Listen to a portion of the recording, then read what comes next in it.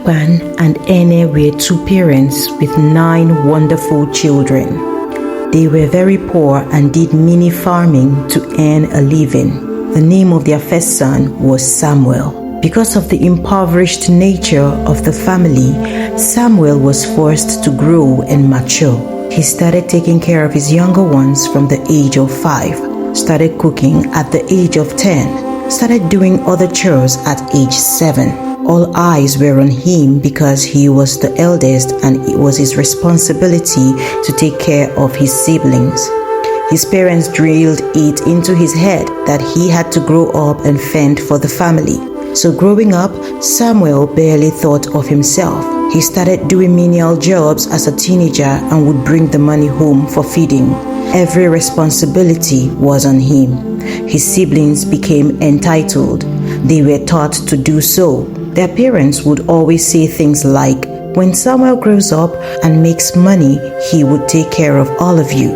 As adults, Samuel's siblings would get angry if Samuel didn't solve their needs. Samuel was always under pressure. 3 of his younger sisters got married and you would think the burden will lessen. But no, they brought their family problems to Samuel. At age 36, Samuel decided to get married and start his own family. But many ladies rejected him, seeing as he was the firstborn of 9 children who leached on him all the time.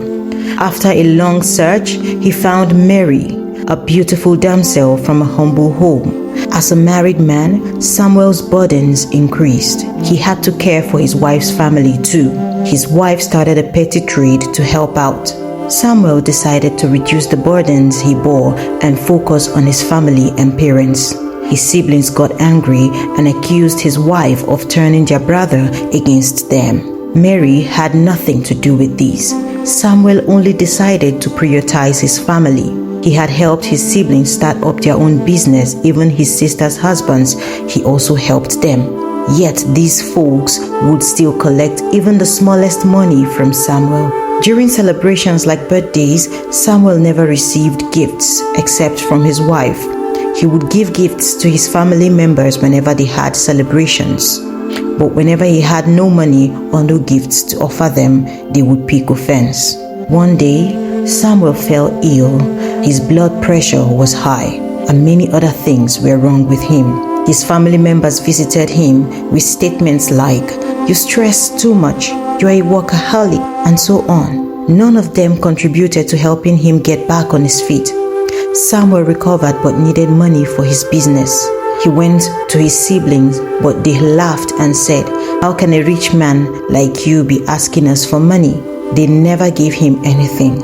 Samuel fell sick again, but this time he did not tell his siblings. He would visit them and they would say things like, "You look skinny." Nobody probed genuinely to know why their brother was losing weight. After a while, Samuel died without any tangible thing to his name. He invested his time and life in his siblings and got nothing in return. During the burial, they oppressed his wife to bring everything she had for the burial. Even in death, they were still selfish and wicked. Being a breadwinner is a big responsibility, but do not neglect yourself in the process. It is only a person who is alive and healthy that can take care of other people.